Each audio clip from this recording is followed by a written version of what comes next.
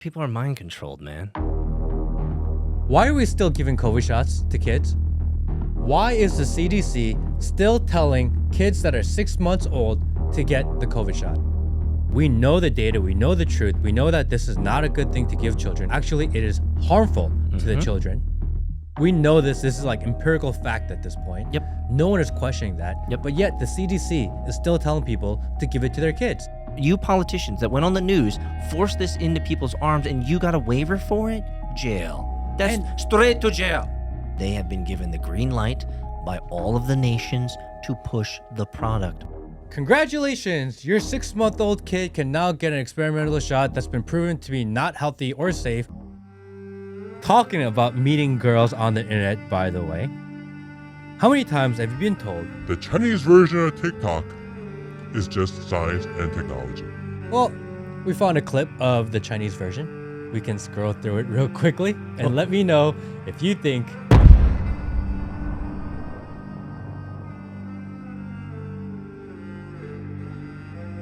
let's go.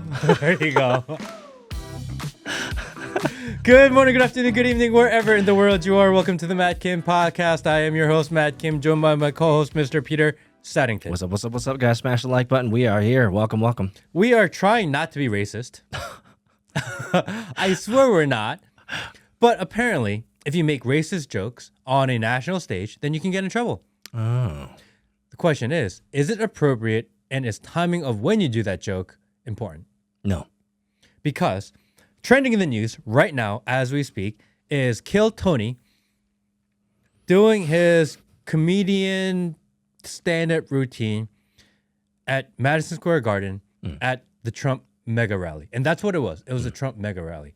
I think they said 10 million people watched that rally. Yes. Apparently with every single white supremacist known to man also. And the news has been calling I don't know if I can say the N-word.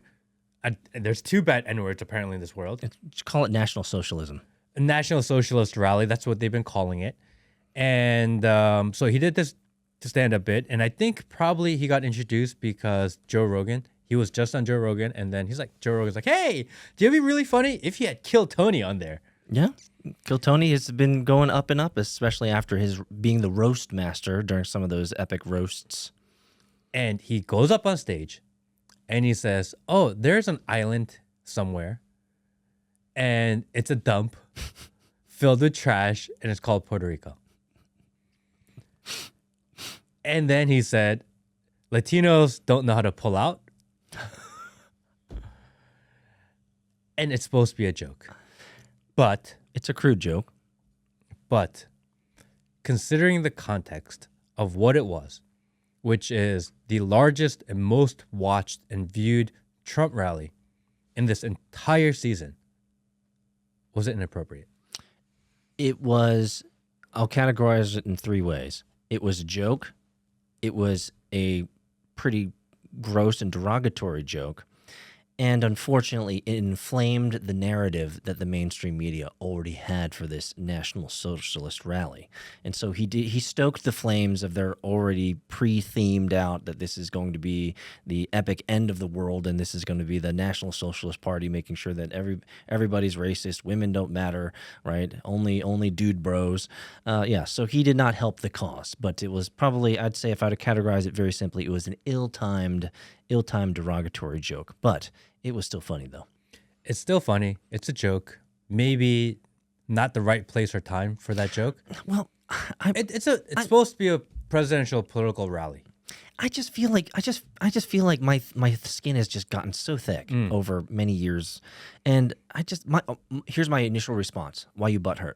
That was my initial response. Why you butthurt? It's a freaking joke. He's a roast master at one of the most vulgar shows that you could ever have, where you're roasting other people for everything from their skin color to their sexuality to touching buttholes. Like, that's what a roast master does, is they are the vulgarity of vulgarity. That's just their job. So what did you expect? But that's because you know who they are. If you are the Puerto Rican community, and you don't know who Kill Tony is because he's not a global name. He's just well known within the people. He's well known now. Well, yeah, he's well known within the people that know him. Yeah. But he's not global. So a lot of people don't have context on who he is.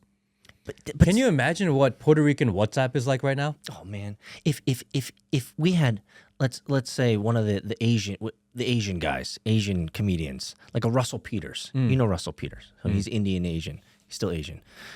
Indian. Asian. He's Southeast Asian. Sure, Indian. He's still within the Agree to Asian. disagree. Indian. Okay. Anyway, if he were to come out and start cracking jokes about Chinese, Korean moms and how I would be dying. I would be dying. It's a joke. So when I saw these tweets on X saying, "Oh, all my Hispanic homies, did you see how get over yourself, you thin-skinned individual. It's a joke. It's supposed to be a good time. Can't we crack jokes? Even maybe it's poor form. Maybe it's bad time. It's a political rally. Oh, so what? Can't we have a little bit of levity? What am I missing here, Matt?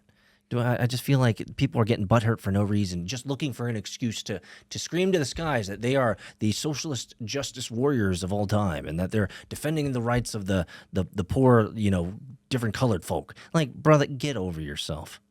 If for 8 years you've been told that Trump is racist, Trump is racist, Trump is racist, MAGA is racist, and then in your WhatsApp group chat, which is probably, I bet you've got 1 billion views within the group chats, and they just take that joke, clip it, and be like, this is the opener to Trump's rally.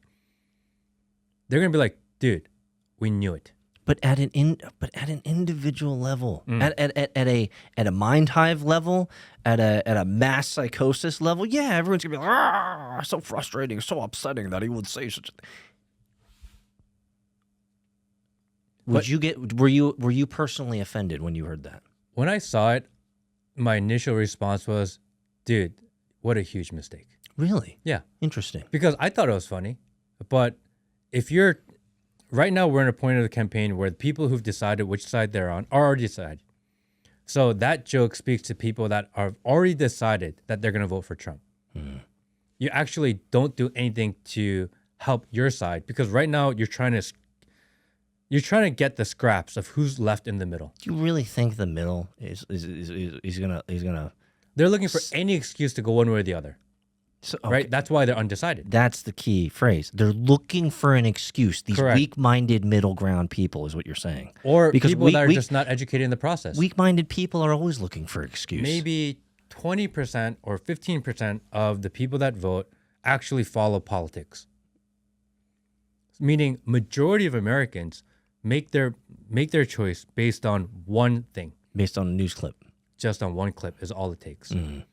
And you just gave them an excuse to go the other way. Don't you think, though, the Latin demographic has been pretty saturated with conservative voices that have been promoting pretty heavily the Hispanic vote and taking on the Hispanic voice? So Hispanic media is ultra liberal. Oh, for sure. No doubt. So Univision, Telemundo are extremely left. Yeah. Meaning all the content that they see, all the news, all the politics news is extremely left. Yeah. So we see all this huge support for Trump, but the reality is that's a part of the English-speaking Hispanic market. And that's our niche within our matrix. Correct. It's a very niche market, actually. Yeah. The majority of Hispanics watch liberal media. Which is crazy to me because culturally and historically, Hispanics have been conservative family models. We can both agree on this, right? But and yet you'd think that based on the conservative family model, where you even have your grandparents living with you type of deal, you would think that would bleed over into their politics. What? I heard, let me cut you off for a second. I heard that even the Latin community hates the word Latinx, which has been shoved upon them by the leftists as now a new social group that they can serve and manipulate, essentially. It was pushed on the population that consumes regular media. I don't think people are picking up on that term. Majority of Hispanics don't consume regular mainstream media. So that actually never even reached them. They don't even care. They don't even hear about it. Because if Telemundo and Univision aren't talking about Latinx, which they're not, because they think it's stupid, it's actually not affecting them. Fair enough. So I think that's the problem. And I think, I get it. It's just a joke. Have you been to Puerto Rico? I have been to Puerto Rico. So have I. Yeah. It's a beautiful place. Yeah, except the trash parts. No. It's not that trashy. I don't know where you went, but I went. I mean, you could drive. You know, if you've been to Puerto Rico, you can drive. It's what, 7.5 miles. You can drive the entire island in a couple hours. Like, it's not a big place. There's some great lagoons that I went to. Zero trash. Like, there's nobody around. Beautiful. I got pictures I could show you. I mean, I've gone there twice. And I honestly don't remember there being tons of trash. But then again, I did not go to the downtown area. Fair enough. Yeah, the downtown area of Puerto Rico is pretty nice. El Dorado area is obviously super nice. Yeah. That's where all the high-end stuff is. I've been to the middle of Puerto Rico. I used to do a little bit of business in Puerto Rico, so I used to go there quite often. And So you've been there more than I have. yeah, so the middle of Puerto Rico is like mountainous. It's like a lot of trees. The temperature is very different than kind of the coast. I think it's beautiful. I really enjoyed it. But, you know. There's some trashy places, of course. Like Yeah, in I mean, any place. it's not like an American state. So it's going to be a little bit more not as well off. The areas around El Dorado are very nice. Where the casinos are, hotels are. Your dollar goes high-end far condos. there. They do. And I know a lot of people that went to Puerto Rico to do the no federal tax thing. Yeah. Yep. And I'm going to say the average person stays there about 2 or 3 years before they're like, not worth it. And they come back. That's actually a fair assessment because in the cryptocurrency and the digital currency space, there's a lot of companies that did that. Yes. It's interesting your take because you're not in that world specifically. But what you just said was very similar to the kind of the feedback I've gotten is like you get over it. Yeah. It's like it's a nice tax haven, but at the end of the day, you are island boy. Yes. You are off on your own. The lack of social support, the lack of infrastructural support is so lacking there that even though you have this huge tax haven and tax savings by living there, I think it's 8.5 or 9 months out of the year is required or something like that. It's just they don't survive. So they come back after 3 to 4 years to like, dude, I couldn't hack it. Like it's the tax benefits are nice, but I like hanging out with people more. Right, Yeah, you know? and the unreliable electrical grid Yes. is a huge problem. Internet issues too. Because sometimes, like out of nowhere, 4 hours or 5 hours or 8 hours, there'll be no electricity, and then it comes back and it's gone for 2 days, and then it comes back, and then it's just so unreliable. It's very hard to live around. I've been to some of the more wealthier, affluent houses of the Puerto Ricans, and they all have their own power generation. So solar and a battery backup system. That's kind of how the people who have a lot of means live. But if you don't have that, it's going to be really difficult. Oh yeah, absolutely. Most of the startups there had like some type of wireless internet so that they can ensure that they're constantly connected because they don't ever tell you about the power outages and there's no Comcast.com that you can go to tell you how long it's going to take to come back up. So on the whole Kill Tony thing, Megyn Kelly had an interesting take. Can you pull that up, Will? Let's see if Megyn we can Kelly? pull that up. Megyn Kelly. Let's see what is she butthurt about now? She's always butthurt. Golly. It wasn't a Nazi rally. All that's nonsense. But I'm telling you, even for me, and I voted for Donald Trump last week, it was too brotastic. Okay? It was. You're trying to win an election in which you're hemorrhaging female voters. No, you're not. Maybe when you present in front of hundreds, thousands at least, at Madison Square Garden, you clean up the bro talk just a little so you don't alienate women in the middle of America who are already on the fence about Republicans. Do they have no women advising their campaign?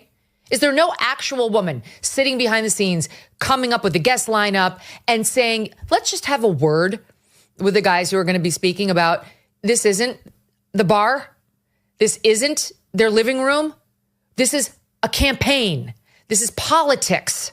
We're trying to get him elected. We don't need to rally the base. It wasn't a Nazi rally. All that's nonsense. 2 ideas. Oh, I'll let you go first. Well, I think she's whiny at times. The news cycle must have been slow this day, if this is what she's arguing about. Well, a lot of people are talking about it. It was the biggest rally ever. I just think it's a whole bunch of nothing burger, man.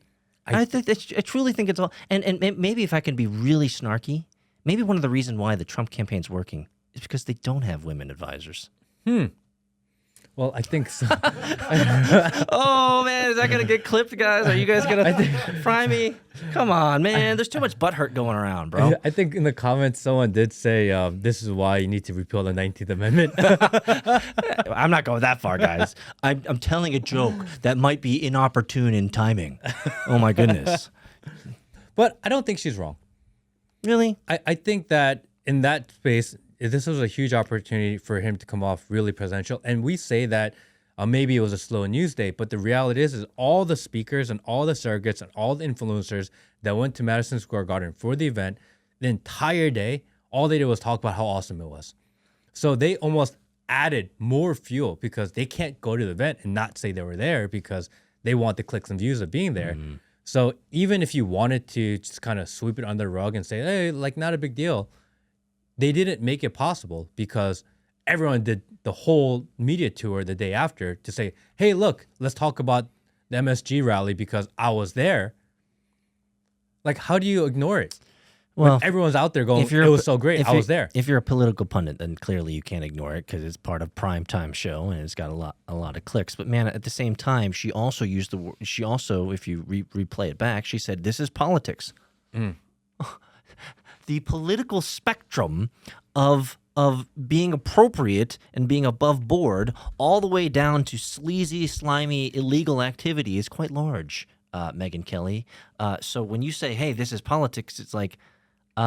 Politics means that we are literally knee deep, neck deep in slime and sludge of the swamp all the time.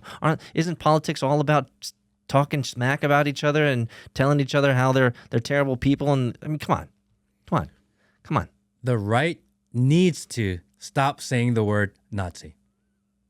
They just need to stop doing it because they don't understand how word association works. Why? It's ridiculous because, okay. Well, Nazi's been used for the last 20 years so heavily that doesn't mean anything anymore. Okay. Before, back in the day, the slogan for Google was "Don't be evil." Yeah, they ruined that. If I say, "Don't think about an apple," what are you thinking about? Yep, apples. Exactly. Green ones. You say, "Hey, I'm not a Nazi." What are you thinking about? I start thinking about you. By saying that I am not, you are associating your name with that word. Mm. And not only that, they're like, oh, yeah, well, Kill Tony goes up there. Oh, I was told this is a Nazi rally. Ha ha. Okay. Now people who had no idea that people were saying that about it are going, oh, it's a Nazi rally? Okay, well, okay. The word association is so powerful, and the left uses that very well. Why don't we co-opt it? No, you can't because it's a negative word. No, it's not. It's a negative word. What if we make it a good word? You can't. It's too late. You don't think we can make Nazi a good word? No. Okay. So for Kamala, I think we can make it a good word. For Kamala, what they did was what if I just start saying every day I'm a Nazi? Do you think? No, you can't do it because it doesn't work. Because people wouldn't believe me. They would look at you and say, "Peter, you're not a Nazi. I'm a good Nazi." No, when they see you, they say, "This guy talks about Nazis a lot." No, he talks. It's a word correlation. You can't escape it. So if you were to say, for example, in the summer, I'm a good Nazi. They said that in the summer it was Brat Summer. Yeah, I remember hearing that. Yeah. And then every once in a while they'll say, "Oh, Kamala's brat," and then they say Brat Summer, Brat Summer, Brat Summer, Brat Summer 10 times, and one time they say Kamala's brat. All of a sudden, when they hear Brat Summer, they think Kamala. That's how word association works. They use that so well because when the girls are doing TikTok and talking about Brat Summer, everyone intuitively and maybe even unknowingly, same thing, realizes that that's talking about Kamala. Sounds like you've been reading the playbook of the Mockingbird, the CIA Mockingbird program of exactly. word association. The game has been laid, and they've told us how that can be weaponized. Yeah, absolutely. And they try to do that with Trump and saying, that's a Nazi rally, that's a Nazi rally. And the idiots on the right don't understand what they're doing. And they say, oh, this is a Nazi rally. Stop saying the fucking word. Yeah, because they're useful idiots, right? Because you are actually helping them, not countering them. Mm. And then you go out and you do racist jokes. It's like, dude, I get it's a joke. But you are literally fueling them. They just played you. You know, you make a logical argument there. I think it's a huge mistake. I think the right should stop saying the word Nazi. I'm going to start saying good Nazi from now on. I don't think it makes a difference. It's just going to be my thing. So in 20 years, when people look back and say, where did this good Nazi thing start from? They're going to say, oh my gosh, there was this guy on the Matt Kim podcast, this nobody, because Matt Kim was somebody, and he started saying good Nazi, and he said it for 20 years, and he never quit. Now it's a good word. People are so worried about chasing and reacting to existing news that no one is sitting back, taking a look from a large perspective and go, maybe we should stop telling people to stop using that word. Maybe we should not do racist jokes when they say that we're racist. It's not good enough to own it. This is a situation, especially in a political rally, where you say, I see what you're going. Stick to policy. So if we were to go into the faith model arena of this, it would be turn the other cheek, be the better man, don't lower yourself to their slime and sludge, always be above board, be without blemish. Is that what you're saying? Be a better class of politician is what you're saying. I think this political rally was the most watched rally ever. It was. It has a lot of it. For a lot of people, this is the very first rally they've ever watched. Well, we are in the Weimar Republic. And if that's true, they could have used this as an opportunity to take their huge spotlight and spotlight it on something that people actually care about, instead of spotlighting it to try to counter narrative something that people actually don't care about. Missed opportunity, I think. Well, Mr. Trump, if you're looking for an Asian American political advisor, you can find no better than Matt Kim from the Matt Kim podcast. No interest. For the low fee of only $1 million a week. Talking of Nazis. You mean good Nazis? Can you pull up the response? So Media Matters has been contacting conservative creators, trying to get a comment from them, or working with the New York Times to get commentary on them about election misinformation being removed on YouTube. They've been texting people. This is what they texted Tucker, and they text the same exact thing to Ben Shapiro, by the way.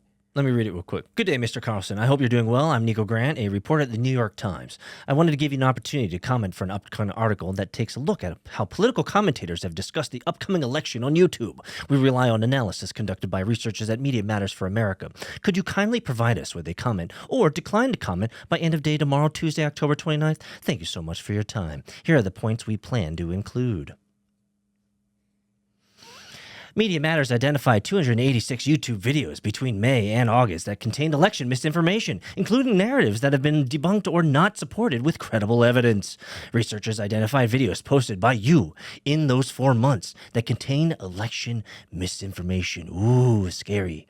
We feature a clip of you saying, quote, all the sadness we've seen after the clearly stolen election, all these bad things happen, but people know and love each other more. We also have a few questions. Number 1, are you a member of the YouTube Partnership Program? Number 2, if so, how frequently does YouTube demonetize your videos? And number 3, has YouTube sent you messages, emails, or notices in the last year that your content contains misinformation? Thank you for your time.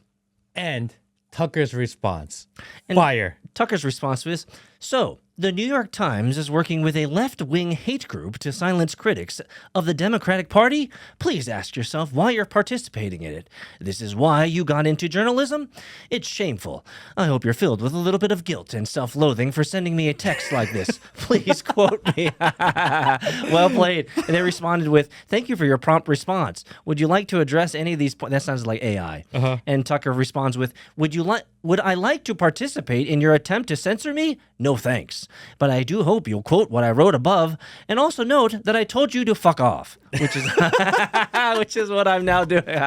Well played, Tucker. Well played, Tucker. Well played, Tucker. Well played. And I love that we live in a screenshot world these days. He screenshotted it. He told them to fuck off, screenshotted it, put it on his X, and let the world know that these guys are coming. They're trying to go after conservative creators for election misinformation, and that he stood up and he told them. And I thought it was a boss move to put that up. I think boss move. I think it is boss move, and I think what he does is he brings courage to others to stand up as well. Yes, for him standing up in that fashion will encourage and incentivize others to do the same. I love that he did this. I respect that. I respect that a lot from Tucker. He's willing to do that, and it tells me once again you cannot despise. I don't like using the word hate. You cannot despise these journalists enough. Yes. Like, they are the worst of the worst people. They intentionally lie. What? Like, how, Matt, could you ever imagine a life where you wake up every day and your job is to figure out how to lie to people? Like, could you live with yourself? And this journalist put his ex on private. Of course. I hope he's getting flamed. This is just, it's terrible, man. Thank goodness for Tucker. Thank goodness for Elon Musk for purchasing the seemingly only free speech platform on the internet as it exists today, other than Boing Boing. Yeah, I mean, Don't go there. it's going to be a thing. I think we're getting into election interference, and it's going to start being a problem. We're seeing these ballot boxes being burned. We're seeing ballots being found in the street. We're seeing people being taken out of line and told that they should get out, whatever. A bunch of random things. But Isn't misinformation just equate to information that the mainstream narrative doesn't like? Isn't that what it means? yes, sure. Disinformation? I don't know the difference. Disinformation, I don't know the misinformation difference. is the same thing. It's any speech that goes against the Orwellian dictated, theme of the day. That's what it is, man. So the narrative on the left currently is that the right is telling people that they're up by a lot so that when they lose, they can call it election fraud. That they are not actually winning, and they are manufacturing their support and their poll numbers so that they can say that when they lose, they will say that it was stolen again. Oh, so we should see a 3 a.m. spike in the voting patterns then, right? That is what the left is saying. That's their accusation. I don't know why that doesn't get fact checked and called misinformation or disinformation, by the way, because there's no grounds to that. But The double standards are real. that's what they're saying, and that's a narrative being pushed by the left. That's why you see all these betting markets, and you see everyone saying that Trump is winning by a lot because they intend on using that to claim. Really? I Some saw a election. poll just yesterday that said they were basically still neck and neck. It was like 51-49 or something like that. Have you ever been called for a poll? No, never. Have you ever been called for a Hell poll? no. Well, where do these polls come from?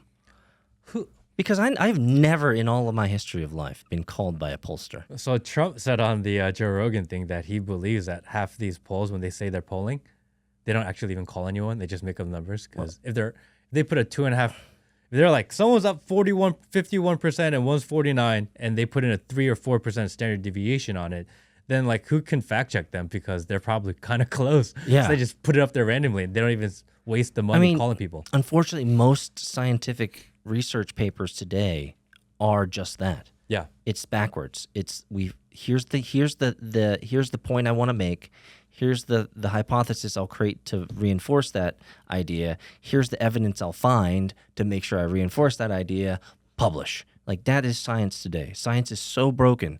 And if you do research, you'll find that we've had the most amount of research and scientific papers removed this year, and the previous years. It's growing every year because more and more people are finally fact-checking and getting around to these research papers, and it's all just bunk. It's bunk science, man. So it does not surprise me that what should be a scientific poll, polls should be data-centric, are all made up. Does not surprise me at all. These journalists, why would they want to spend 12 hours calling people? That seems like a waste of their time when they could go to Starbucks and buy their $9 latte and sit on their $2,500 MacBook Pro and type out stuff, on the Instagram instead. I would say that this year, if we run into a situation where the election results spike in the middle of the night, and we have issues with poll watchers, and we have issues with ballots, and we have issues within the court systems, I kind of think it's the RNC's fault. Okay. Why?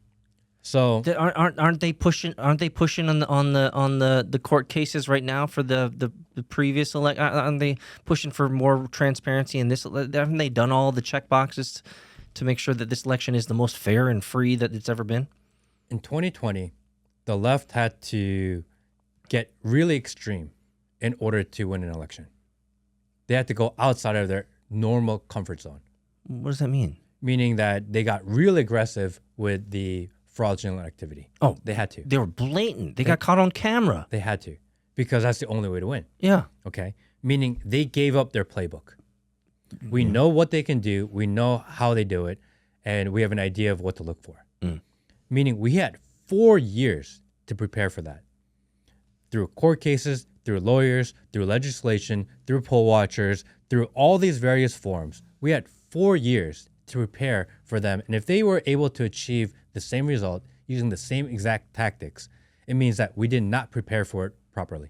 No, we didn't. No. So if it happens again the same way as it did 4 years ago, it's not on them for doing what they did because they've already done it before and we've already accused them of doing it before and we already know that they do it that way.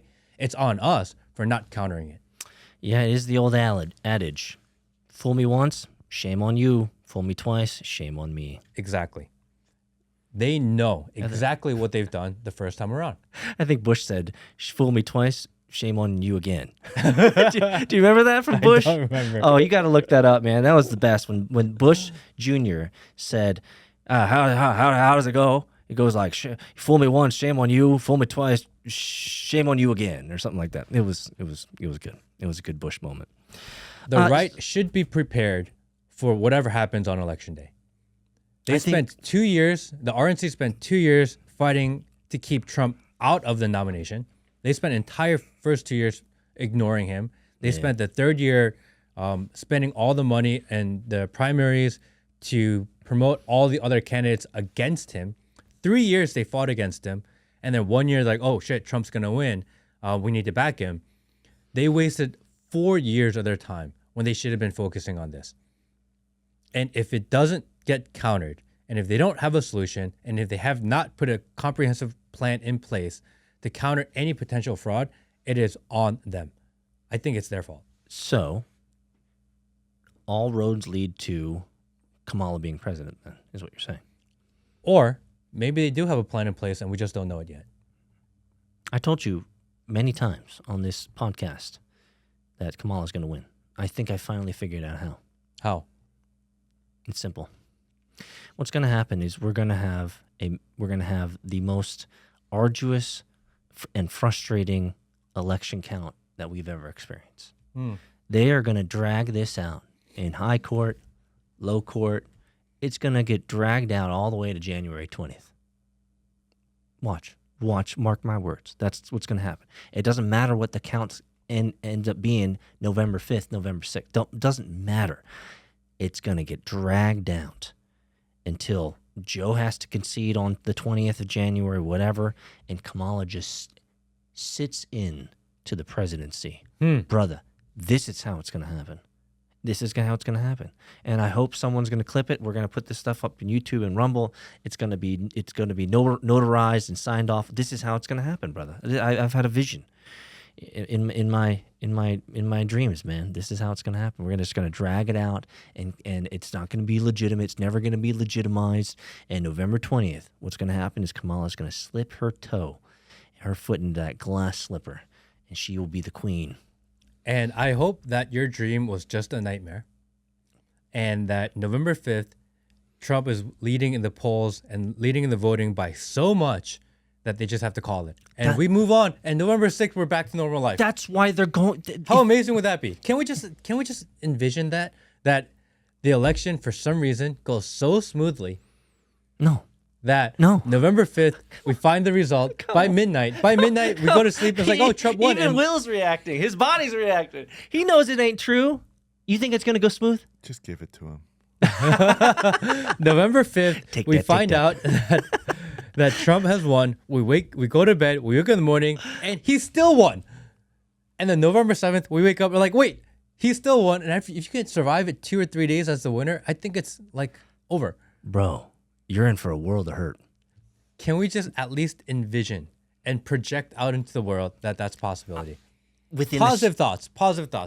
Yes, I'm all about manifestation. The positive. I'm all about the positive juju. Let's manifest it. Okay. Now you're speaking my language. Yes. However, no.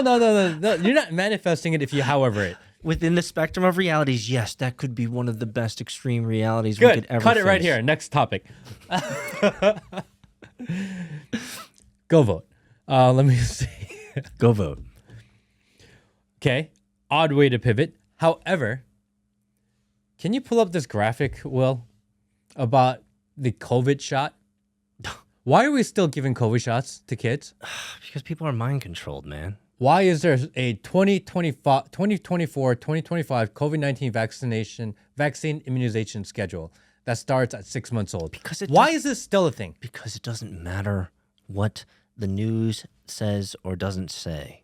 The powers that be have a monetary incentive to push product, and they have been given the green light by all of the nations to push the product, Matthew. Why is the CDC still telling kids that are 6 months old to get the COVID shot? Because How does this make sense in any world, by the way? At this point, it should be like, oh, we fucked up. Like, we're not going to do this anymore. Or just sweep it under the rug. Or just be like, hey, just kidding. It never happened, and ignore it like they do with every other problem. Why are they doubling down and tripling down and quadrupling down? What are we, 5 years into this? They're still talking about a COVID shot for children? yeah. Because it's a product that needs to be pushed. This is crazy. It is crazy, but we live in a world where that it doesn't matter where our news cycle has moved on to. This is the machine underneath the skin, and the machine underneath the skin needs to still get paid. And so this machine will continue to inject babies with aluminum, mRNA technology, and all sorts of unproven shenanigans. It's just what's going to happen. All the doctors that were called fraudulent and quacks, they've all been proved right at this point. Yes. They've all been vindicated. Yes. Meaning we know the data, we know the truth, we know that this is not a good thing to give children. Actually, it's not even necessary, nor does it help. Actually, it is harmful to the children. Mm-hmm. We know this. This is like empirical fact at this point. Yep. No one is questioning that. Yep. But yet the CDC is still telling people to give it to their kids. And how many people are going, oh, well, the CDC said it. They're still around. People call them fraudulent. People call them corrupt, but they're still here, so they must be good. They're part of the machine. You know what's even more offensive than this? The revelation that tens of thousands of legislators, public officials did not have to get the mandatory vaccination from their government departments. You've seen stuff like that, right? Yes. Like jail immediately. You politicians that went on the news forced this into people's arms, and you got a waiver for it. Jail. That's straight to jail. And why is this not a campaign talking point, actually? Why don't people on the right be like, hey, you want to know who you vote for? One side forced you to get a vaccine. One side forced you to give it to your kids. One side forced you to stay home. One side wanted to keep you locked up at home for the rest of your damn lives. Wanted your kids to learn online. Wanted to be socially separated from the rest of society, rest of the community. Wanted to give your kids mental illness and drug problems and all these different weird gender dysphoria type of issues. And the other side said no. Why is that the most easiest way to convince someone which way to vote? Why don't they do it? Because you have to vote MAHA, not anti-vax. Right, because you have to focus on the larger plays, man. It's all about make America healthy again. Forget the machinations and the machine and the system underneath the skin, man. This right here, the fact that they're still. I'm glad you brought this to my attention. I didn't know this. The fact that this machine is still running, and they have this new official immunization schedule for children. I mean, they don't care about you, man. They don't care you enough. They don't hate us. They do hate us a lot. We don't hate them enough. That's what you should have said. Yeah, we don't hate them enough, man. They're continuing. Dude, why is Fauci not in jail? He lied to the American public. How is this still a thing?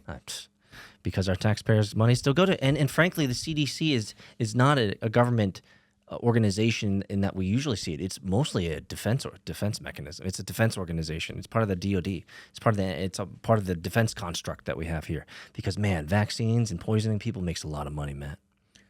Congratulations! Your 6-month-old kid can now get an experimental shot that's been proven to be not healthy or safe or effective. But congratulations! Why don't you give it to your kid? Yep. So I don't know if I told you this last time, but I don't mind repeating it again because I think it's important repeating. And I've written 2 newsletters about this to my networks, which I got so much hate and flame for. Is that the first? I don't know if I've talked about this on the podcast, but my first newsletter is that one of my investments died because he took the jab. Did I tell you about that? Yes. Okay, so moving on. Then I have another investment. She has now vaccine injured, and she is no longer able to, she's in operations for this company that we invested in, and she no longer is able to work because she's vaccine injured. So that is affecting one of our investments. Just my wife just got back from a funeral this last week, and it was a person who had taken all of the vaccine schedule, and she got aggressive stomach cancer diagnosis to death, 6 weeks. Gone. So the reason why I don't mind bringing it up is because my personal life has now been deeply affected by more than enough data points that people have been poisoned by this. I do not blame the individual. I mean, there's a lot of decisions that need to be made personally on that count. But the fact remains is that people have been poisoned, period. And yet we still live in a world where these individuals are not held to account. That will be, in my lifetime, I believe, the greatest travesty that I hope that I will ever live through. Because the next one could be World War, whatever. But I hope that this is the worst travesty, and in my mind, it is the worst hoax. It is the worst travesty. It is the worst depopulation event, using that keyword, that I've ever witnessed. I cannot believe they have gotten away with it. Can you believe they gotten away with it, Matt? I can't wait until this damn election is over. You mean Jesus comes back? Because once this election season is finally over, this really rubs me the wrong way. Oh, bro, you gotta tell me. And if you talk about it too much, people say, well, Trump, through Operation Warp Speed, he helped create it. And then it became this crazy polarizing event. So I'm staying off of it. Mm-hmm. But as soon as election time is over, I can't believe this is still a thing. You making this your thing? I was shocked to see that we're still doing it. It means that we've all noticed and we've all known and we've proven that this is bad for you. And yet literally nothing has changed.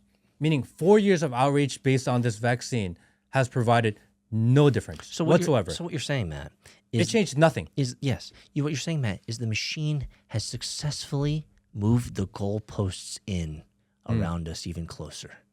So the net is getting smaller. They let you output your outrage. Yeah. And then they said, well noted, we don't care. Yeah. We're still going to do what we want. Freedom's still constrained even more, is what you're saying. Nothing changed. Man. How are they still telling kids to get this?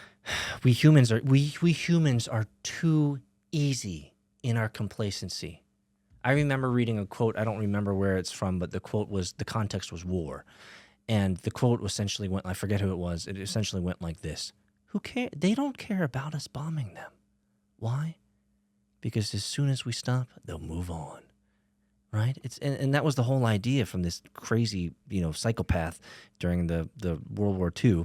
There was this one story that I read about. They were bombing, England or whatever. And I was like, they don't care. Once it ends, their crying will stop. They'll move on, and they'll get over it, and they'll rebuild. We'll still make our money. Right? And that's what happens. That's what's happening here. They'll still make their money. They'll keep poisoning people, and we'll continue to have an entire generation replaced by these new doctors and lawyers that are coming across the line. Because all we're doing now, and you can pull up the next clip, Will, all we're doing now is taking that same outrage towards vaccines and just shifting it to something else, and we're calling it MAHA, and we're having all this outrage against seed oils and food colorings and sugars. And I get it. I totally buy into it. Mm-hmm. Just like I totally bought into the COVID vaccine upset hate. I bought into all of it, and I think it's warranted why you buy into it. But again, nothing changes. Pull up this one, Will. In the U.S., there's 11 ingredients. In the U.K., there's 3, and salt is optional. An ingredient called dimethylpolysiloxane is an ingredient preserved with formaldehyde, a neurotoxin. This is Skittles. Notice the long list of ingredient differences. 10 artificial dyes in the U.S. version and titanium dioxide. This ingredient is banned in Europe because it can cause DNA damage. Artificial dyes are made from petroleum, and products containing these dyes require a warning label in Europe, and they have been linked to cancer and disruptions in the immune system. This on the screen back here is Gatorade. In the US, they use red 40 and caramel color. In Germany, they don't. They use carrot and sweet potatoes to color their Gatorade. This is Doritos. The US version has 3 different artificial dyes and MSG. The UK version does not. General Mills is definitely playing some tricks on us. They launched a new version of Trix just recently in Australia. It has no dyes. They even advertise that, when the US version still does. This is why I became a food activist. My name is Vani Hari, and I only want one thing. I want Americans to be treated the same way as citizens in other countries by our own American companies. That hits hard. What she just said hits hard. Like, what she just said, essentially, if I can recontextualize what she just said, the American companies despise you. Hate you. They hate you, which is why they will selectively spend a little bit more money on more quality ingredients in Europe because they can't get away with it. But in America, since you guys are all a bunch of dumb blue-haired sheepdogs and we despise you, we're going to make sure that you eat absolute dog shit. And you will say, yes, Amasa, can I have some more? Like, dude, she's, what's her name again? I don't know who she is. She's awesome. Known She's ingredients. awesome. Support that. Known ingredients that cause cancer. Ugh. Known ingredients that are bad for your health. Known ingredients that we are intentionally giving to children. And this is the same thing as vaccines. We know it's wrong. So is this? There are people that are upset and pissed off about it. The government knows what's going on. And after all is said and done, will it ever change? No, because right after this, I'm going to go have some Fruit Loops. Nice. You should get some tricks. Tricks on you. Yeah, tricks on me, man. Tricks. I mean, don't you think a revival's coming, Matt? Don't you think all of this stuff is filling up the tipping point? I mean, you have our healthcare system. Let's just do meta level. The healthcare system is against us. They hate us. They're poisoning us. We have the environmental agencies. They hate us. They want us to turn off all of our our gas stoves. They want to move it all electric. They want to make sure that we freeze at night. We have to turn off water in certain states. We have food companies hate us, filling us with garbage. We have entertainment industry that absolutely despises us, so much so that they have satanic rituals in their shows and in their concerts and in primetime entertainment football. Like, we have a government who clearly despises us. Don't go far for that one. North Carolina, how much? You get $400? What was it, $700, $800? Right, when we're spent, bro, all of these entities of our establishment, like, when is the Western man, when is the Western man going to wake up and say, you know what? Maybe it's not even a spiritual war. Maybe it's just evil. So when you hear something new like this, when you hear about the food, you hear about the vaccines, you hear about different levels of corruption, people get really mad, really upset. Yeah, as you should. And if you let people stew on negativity, they get more angry. You get angry so much that maybe you might even act. I think what all of this is a manufactured blow-off valve. You think so? They are giving you the content you want to see to make you feel like you're upset, to let you know that other people are upset with you. It just takes a little bit of steam out of it so that you don't overflow. I think this is actually intentional. I think that what they're doing is they're finding issues that people care about and blasting it online so that you don't actually ever do anything about it. Because you feel vindication. You feel heard because I just watched a clip of someone else talking how I feel. Now I don't have to do anything. Why do I need to do something? Well, someone else is doing something. She's doing all the hard work. Yeah, she's doing all the work, talking to a room of probably like 12 people. Good job. Yeah. But nothing changes because why?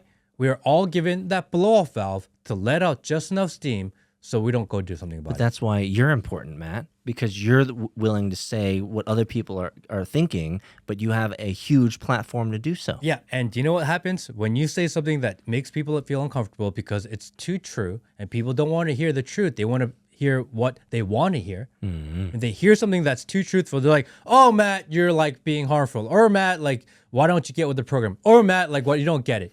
Because people don't want to hear the truth. You can ask a million people, you want to know the truth or you want confirmation bias. 1 million out of 1 million people will say, I want to know the truth. The reality is 999,000 of them want confirmation bias. Yeah. They all say truth, but the reality is the numbers and data of everything on the internet prove that that's not true. Yeah.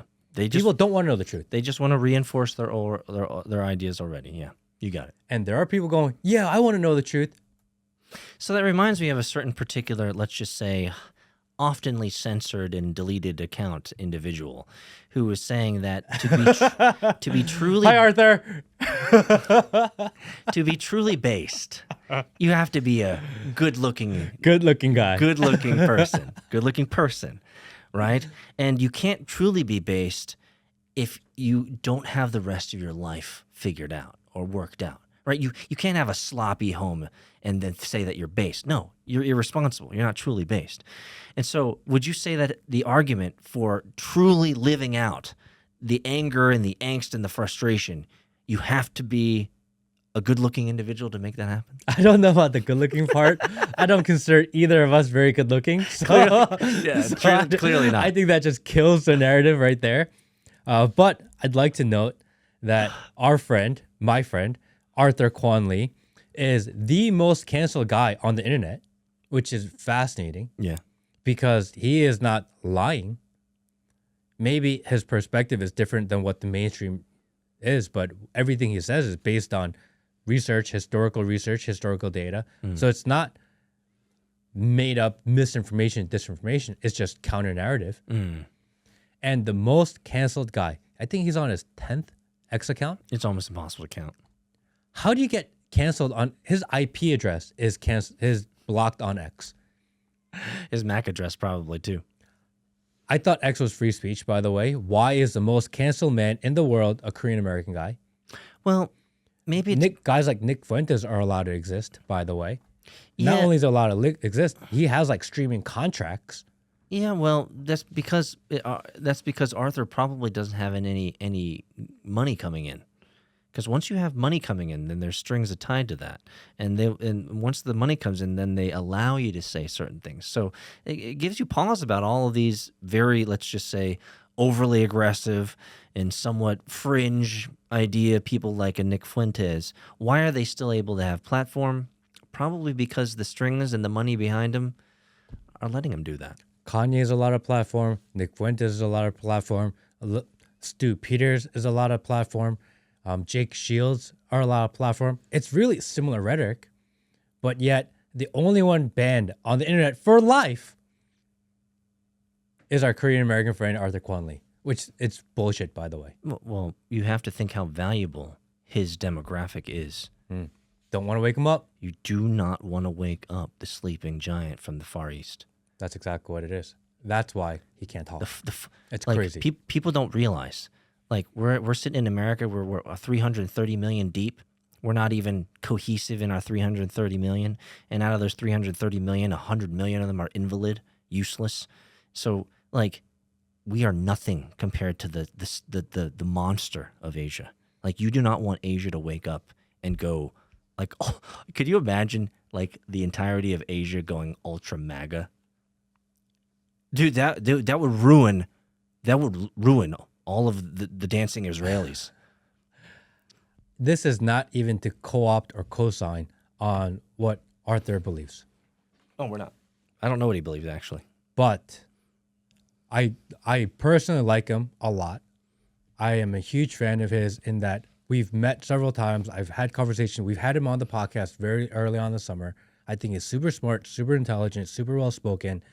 And the fact that he is not allowed to have free speech when all the people in that similar group or realm are allowed to have free speech, but yet he's the only one that's not allowed to speak, that really pisses me off. I get it. Free Arthur. Free Arthur. Free Arthur. Free Arthur. Somebody clip this, send it to Arthur, let him know that we got his back. Whatever that means. Keep doing you. Keep saying the truth. Keep spitting the truth. I mean, you're fighting the good fight, man. I mean, I think one of the things that people like Arthur might not recognize is that there are people like us, and there are many more people like us who recognize his efforts. And I think that can go a long way. So, Arthur, props to you, man. Keep going. You're doing the Lord's work. Well, speaking of Arthur, can you pull up the next clip, please? Oh, we showing Arthur? something that he posted recently. How couples met between 1950, Yes. 1930, and 2024. I think it starts at the bottom. It's like he ordered it like weird. 1956, people met through family and friends. Yep. You fast Family and forward all the friends. way up. What's that percentage up there? 63%, 68% of people, couples meet now online.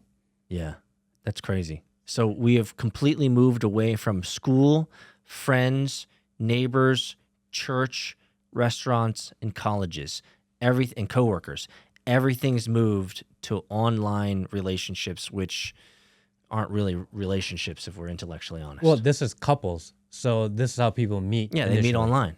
Is that a good thing or a bad thing? I think it's a terrible idea. Because Will met his wife on a dating app.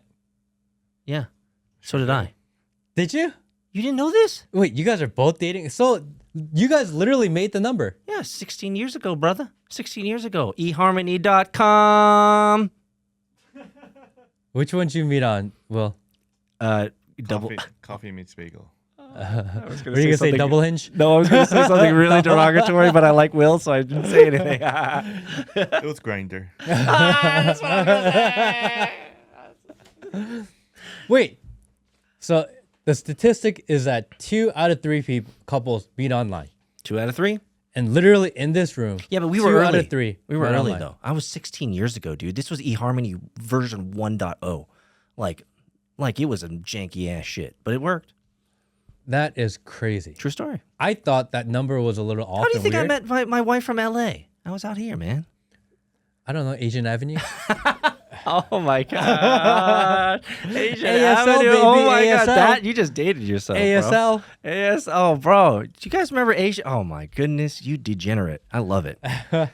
We met on Zanga. That's what we met. Do you remember Zanga? Yes, I do.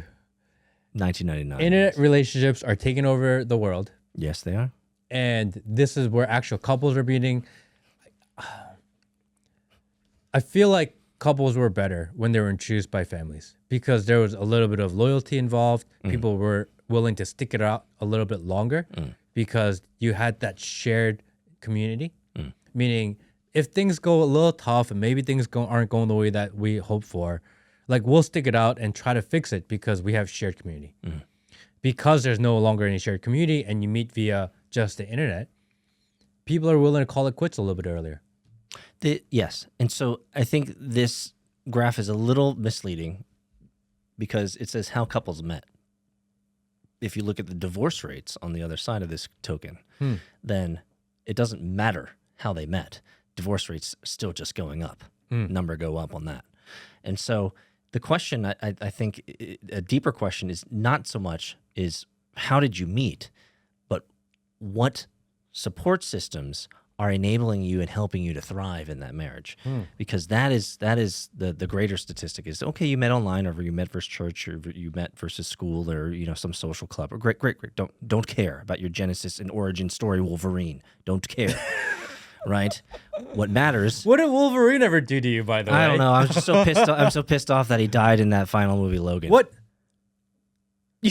Bro, did I just ruin the story for you? Spoiler alert. You never watched Logan? Spoiler alert. Wait, are you serious? You never watched that movie, Logan? No. You No, I'm not. You I already know how it ends. You are an uncultured swine. That is. I watch literally like 1 or 2 movies a year. You travel all the time. I watch all of my. I don't watch any movies in the cinema. I only watch them on the cinema. Who calls it the cinema? Oh my gosh. Old people. What the hell is a cinema? Who calls it the cinema? Is that a thing? The movie theater, bro. Why didn't you just say that? Because I haven't gone to one in fucking the last Just time call I it went the to one, movie it was theater. called a cinema. Who calls it the cinema? Back in What 1982. The cinema. I wore my tie to the cinema. Who goes to the cinema? Oh my gosh. Bro. You don't watch movies on the fucking flights? I'm getting upset now. I don't think Logan was on there. Yo, they totally had Logan on there. I don't know. Oh, come on. Guys, comment on this on Discord, comment on the YouTubes. Tell Matt he needs to watch the movie Logan. It's one of the most heroic journeys without the political BS that we've seen in a long time. We're totally worth it. It's almost like Maverick, Top Gun. Zero political nonsense, straight up action. That's what you want. I am saving the new season of Ancient Apocalypse to watch on my next flight. Ancient Apocalypse. Yeah, with Graham Hancock. Graham Hancock, yeah, Yes. Hancock guy. Yeah, So yeah. I'm deliberately saving that so the next time I fly, I can watch that. Okay. Where were we? Brain rotting on Logan. No, And divorce spoiler rates. alert, Divorce spoiler rates. alert. I don't care about your origin story. What matters is That's what we're talking about. are you going to survive the relationship? And maybe we need to define terms here. Maybe some people don't care about marriage anymore. Maybe that's the idea. But I will say, from my highly biased, maybe call it survivorship bias at this point, 16 years deep, is that one of the greatest. Time for an upgrade. Time for an upgrade, bro. Upgrade time. 미안해요. Upgrade time. Why you say that? No, I'm just saying that one of the greatest journeys that many men will unfortunately never get to experience is the journey of what is it like to be with someone and see them through their entire lifespan, and to take that journey of transformation and going that road together. I'll give you a cheap example, but it means a lot to me. Is this year, my wife and I, we spent 2.5 weeks. Whoa, my brain's frying. 2.5 weeks out in Europe. We went to London for a week, and then we went over to Paris for a week and a half as a family. Like, I'll be damned, Matt. That was one of the best vacations I've ever taken with my wife and my family, and that experience going with them, because I've been there so many times on business, but going there with the kids and the wife, there was something otherworldly and amazing about watching my progeny with my beautiful queen just love this new environment of Paris and France, and I'm usually a fluent speaker. The fact that I can't speak fluently about this shows you how much it means to me. Like, it's almost beyond words. And so most men who won't have 40 years with the spouse, you're missing out on the most epic journey that you'll ever have. I don't think you disagree with that. I know that this is supposed to be like a really special moment. You're going to fuck it up? But a part of me is like, ah. You know what I mean? You don't have it. Oh my gosh. Time for an upgrade for Matt. We're so lovey-dovey. No, I'm not. It's not even about lovey-dovey. Man, most people can't commit to anything for that long anyway. I agree. I'm just like super not an overly emotional person. And I get the sentiment. I get that exists. It doesn't, it's cute. 태연. That was sweet. 태연아. That was sweet. 생각하세요. Huh? Oh, Peter's a sweet guy. Talking about meeting girls on the internet, by the way. How many times have you been told that the Chinese version of TikTok is just science and technology? Oh yeah. Even the politicians are bringing up that TikTok is manifesting itself into manly A-type creatures and making sure that Douyin is just STEM, and the Chinese version is trying to promote masculinity and trying to promote science and technology, and the American version is so bad. Well, we found a clip of the Chinese version. We can scroll through it real quickly and let me know if you think it's different or not. We probably have to kill that music. This looks like a usual American film.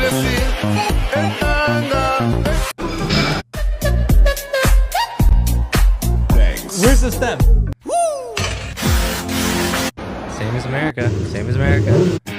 Wait, I'm pretty sure everyone told us that it's different. Same as America. No, it's The only difference is our Asian. the entire media told us that it's different here. That all of TikTok and Chinese TikTok is different. It's really hard to distinguish, by the way. How is this possible? I swear the media told us that it's just STEM. You seriously just replace all of the Asian faces with white or black faces, and it'll be the exact same TikTok. Exactly. Actually, with AI, you can Later, bitches. right?